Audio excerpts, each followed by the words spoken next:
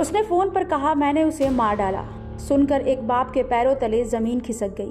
उसे तो यकीन भी नहीं हो रहा था कि जिस बेटी की तलाश में एक बाप को मुंबई से दिल्ली तक का सफर करना पड़ा, वो तलाश इस तरह से खत्म होगा।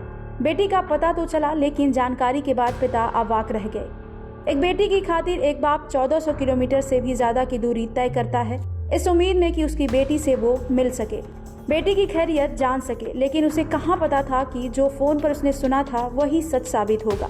बेटी की खैरियत उसके दोस्तों से ही जानकर वो खुश रहता था, शायद ये जानकर कि उसकी बच्ची सही सलामत है।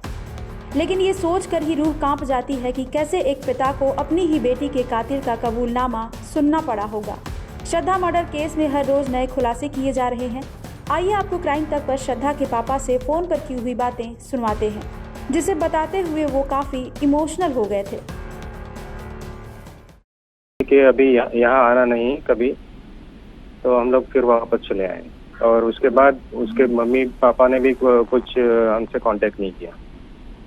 विकास जी, जब ये मिसिंग की रिपोर्ट आपने दर्ज कराई तो मुंबई पुलिस आफ्ताब को बुलाई थी और आप भी साथ में थे जब पूछताछ इंट्रोगेशन हो रही थी, तो क्या बोल रहा था?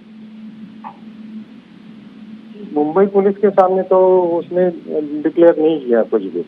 तो बोलता है हमारा ब्रेकअप हुआ है और वो कहीं चली गई है, शायद कहीं पे होगी, आप ढूंढ लीजिए। क्या उस दौरान उसका हाव भाव क्या था? आपने देखा भी होगा, क्योंकि उस वक्त तो मर्डर हो चुका था, वो तो बाद में, लेकिन उसका बिहेवियर कैसा था? एकदम नॉर्मल सा, जैसे वो यहाँ भी दिल्ली पुलिस में भी ऐसे नॉर्मल सी बात करता है। अभी कंफ्यूज ये ऐसे मतलब डिक्लेयर करके भी वो नॉर्मल सी बात कर रहे हैं। क्या डिक्लेयर करके मतलब? आप थोड़ा क्लियर बताएं कि मैंने मर्डर कर दिया उसके बाद। नहीं, वो कन्फेस किया ना कि श्रद्धा इज नो मोर, तब भी वो एकदम नॉर्मल बात कर रहा है। कुछ डर ऐसा कुछ लग नहीं रहा है उसको। मतलब उसको ऐसा कोई पश्चाताप नहीं था कि उसने मर्डर कर दिया? कुछ पश्चाताप नहीं था उसको।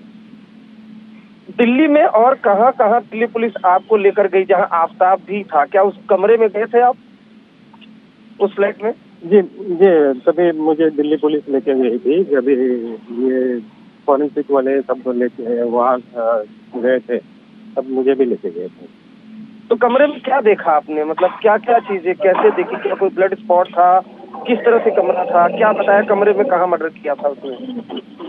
नहीं, उन्हें सारे एविडेंस मिटा दिए।